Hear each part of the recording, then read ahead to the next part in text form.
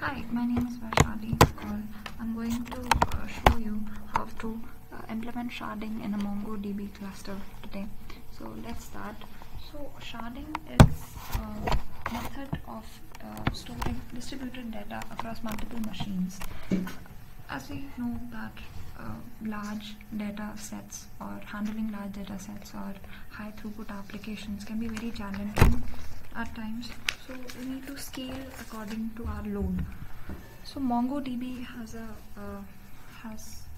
technique of implementing horizontal sharding using horizontal scaling using sharding. So it involves dividing the data into shards, and these shards store the subset of the data that is being stored. The sharded data, and also it has a config server involved. Config server stores the metadata and the configuration details of the database cluster, and the first thing involved here is the query router, which is a Mongoose. It acts as an interface between the client applications and the sharded database. So let's start. As you can see, I have my architecture all set up. I'll be using 2 config servers, 1 Mongoose, and I have 2 shards, and within the shards you can create as many as replica sets as you want. I have 2 in each. So let's get started. As you can see, these are my security groups for the config server. Similarly, for the config server 2, it's similar. And Mongoose, it's the query router.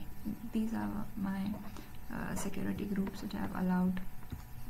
And for the shard nodes, I have these are my security groups. So let's get started. I have already set up my system.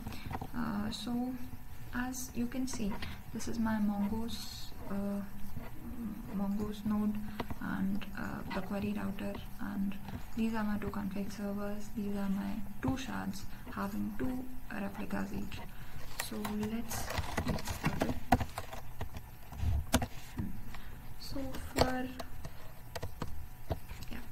for implementing this architecture, first we need to have first we'll install Amazon Linux AMIs, and then we'll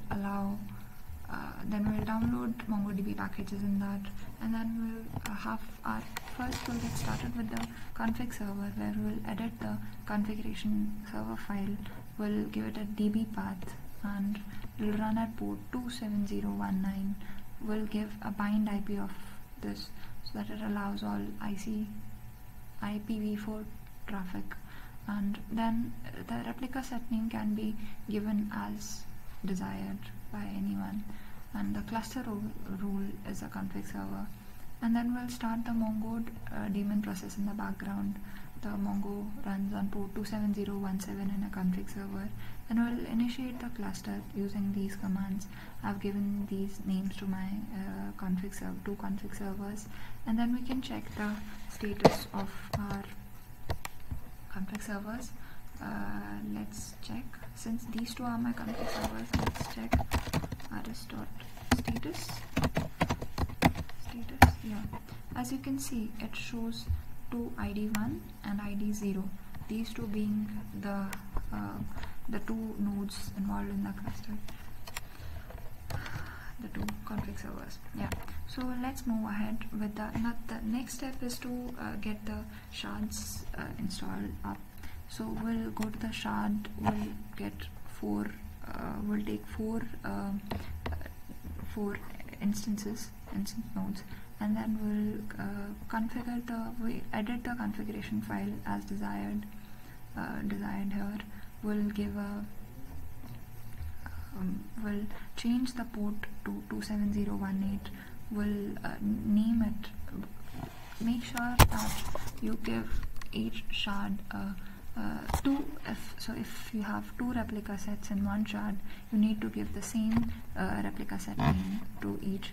Like my first shard will have a replica set name of rs0, and the other has rs1 shard server being the cluster role, so that I'll keep. And then I will start the Mongodb process in the background. Well, the Mongo runs on port 27018, and then we'll initiate the the two shards. First, I'll give the ID 01, and we'll give this shard an ID of rs0, and other shard will give the ID of rs1. Then we'll start the Mongodb processing on each one of them, and this is how it looks. Yeah, this is how it looks. These are my two shards, shard 1, shard 2, with having 2 replicas each. Let's check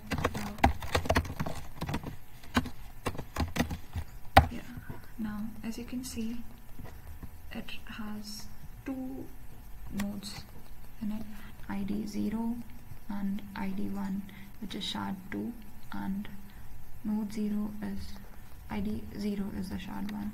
Similarly, we'll check for the other shard as well.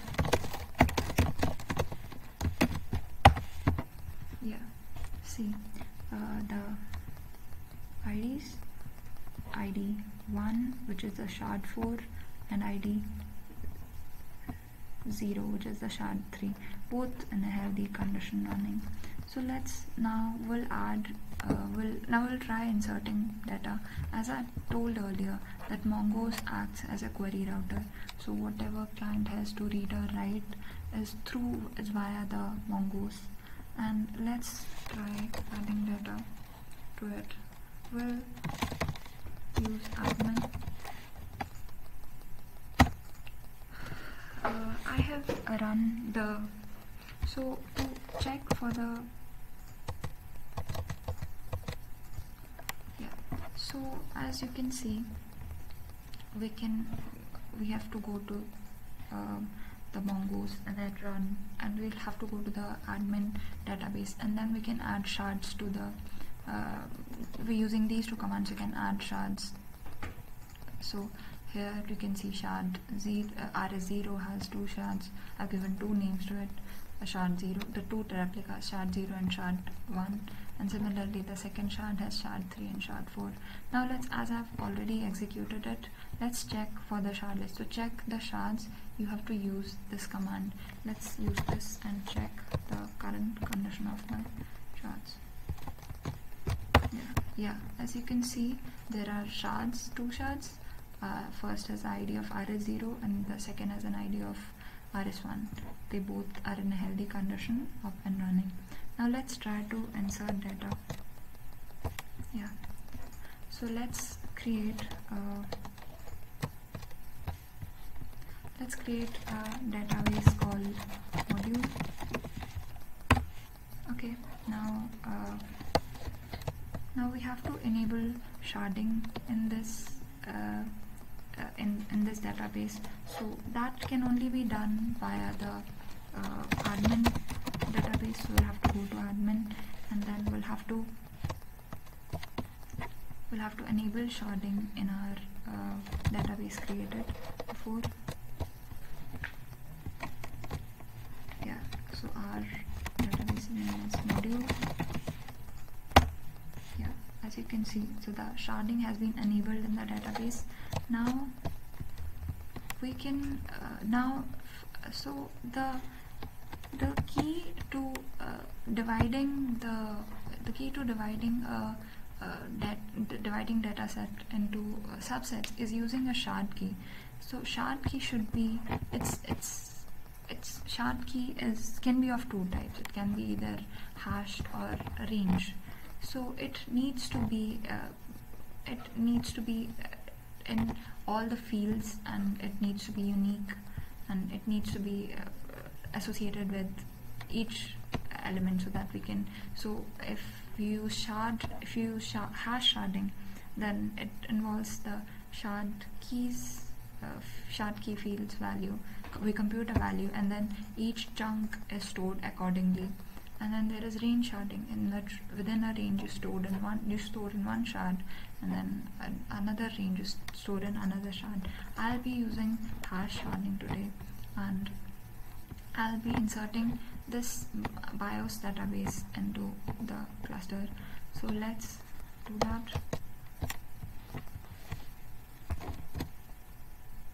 Okay. I have to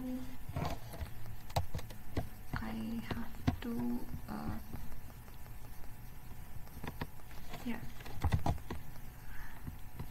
Let's create a collection first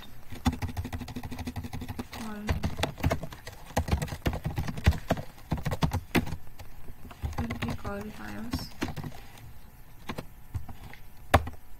Okay, the collection has been created. Now let's give the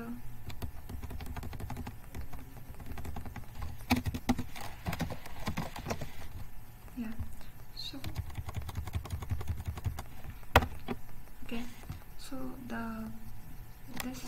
I am using ID as the as the key here, because ID is a unique identifier which is associated with each of the data element at the field. So let's try inserting data into the, as you can see in my data which I have to use in my database, it has a name, birth, and a name, some dates involved, awards. So either one of these fields can be missing from any one in the collection. Any of not all are uniform, because as you can see we have very less, we don't have any awards involved in this. So we can use ID to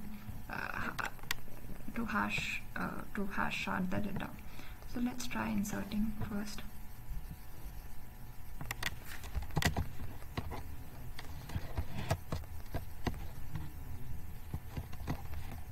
Yeah, the data has been inserted. Similarly, I'll go through all of these 9-10 queries, and I'll try to insert all of them.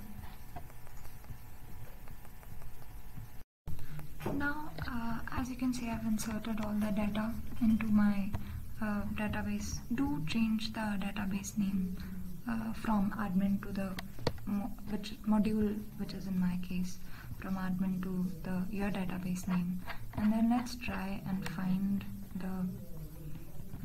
what happens in shards. Let's try to check that. Module, and yeah, as you can see, it displays data. Let's check the same in the other shard.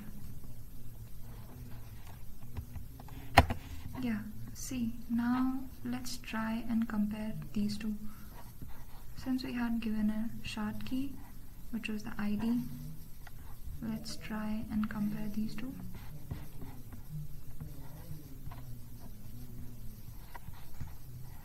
You can see only a few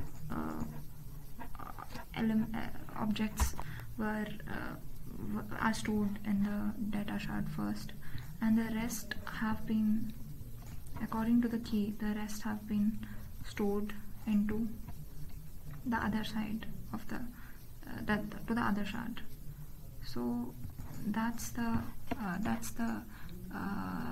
reason for the careful selection of a key, because once a key has been set for any collection database, it cannot be changed later. The shard key cannot be changed.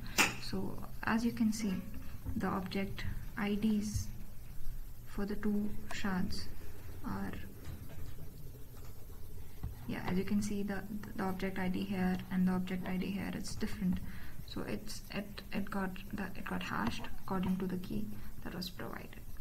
So yeah, thank you so much.